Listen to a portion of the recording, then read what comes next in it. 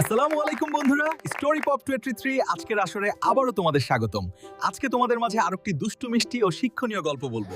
কি ব্যাপার, এখনো লিখছিস? আমার তো লেভেল আপ হয়ে গেল। বিরক্ত করিস না তো, যা নিজের গেম খেলো। আপু, তুমি একটা পড়া কতবার লেখো? তুমি তো কচ্ছপ। আমি একবার পড়লেই আমার সব মুখস্থ হয়ে। সবুজ বাবা, সময় কিন্তু খুব দামি জিনিস। তুমি যে অবসর সময় শুধু গেম খেলছো, পরীক্ষার খাতায় কিন্তু এই গেম তোমাকে বাঁচাবে না। আরে মা, টেনশন নিও না, আমি সুপারম্যান। পরীক্ষায় ঠিকই ফার্স্ট হব। সবুজ প্রশ্নপত্রটি হাতে তুলে নেয় এবং চোখ বড় বড় করে খুশিতে লাফিয়ে ওঠে। তার মুখে বিশাল আনন্দের হাসি। ও মা গো, উত্তর তো সব মাথার ভেতর ঘুরছে, কিন্তু হাতে তো আসছে না। আমার হাত কাজ করছে না কেন?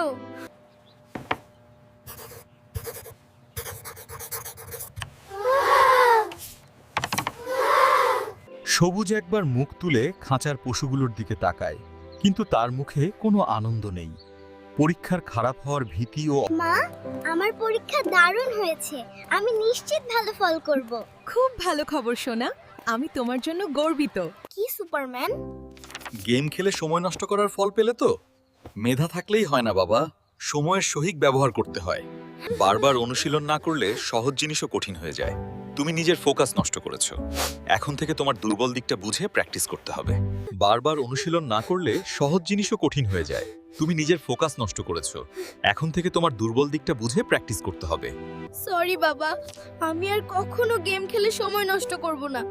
এখন থেকে আপুর মতো খাতায় বারবার প্র্যাকটিস করব। তো ছোট্ট বন্ধুরা, দেখলে তো, মেধা থাকলেই হয় না, সময়ের সঠিক ব্যবহার করতে হয়। সবুজের মতো শুধু স্ক্রিনে মুখ গুজে না থেকে সাথীয়াপুর মতো সময়কে কাজে লাগাতে হবে। তবেই জীবনে আসল সুপারম্যান হওয়া যাবে। আজকের মতো এখানেই বিদায় নিচ্ছি, দেখা হবে আগামী পর্বে। ধন্যবাদ।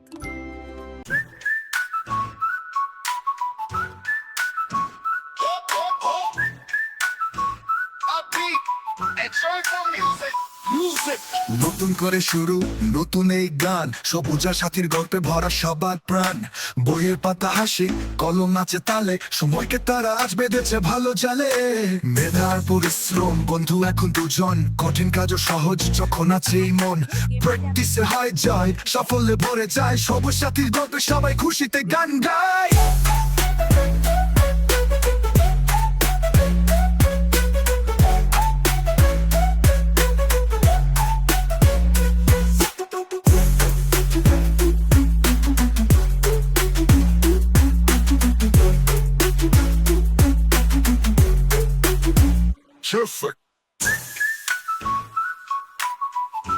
আমার সোনামণিরা,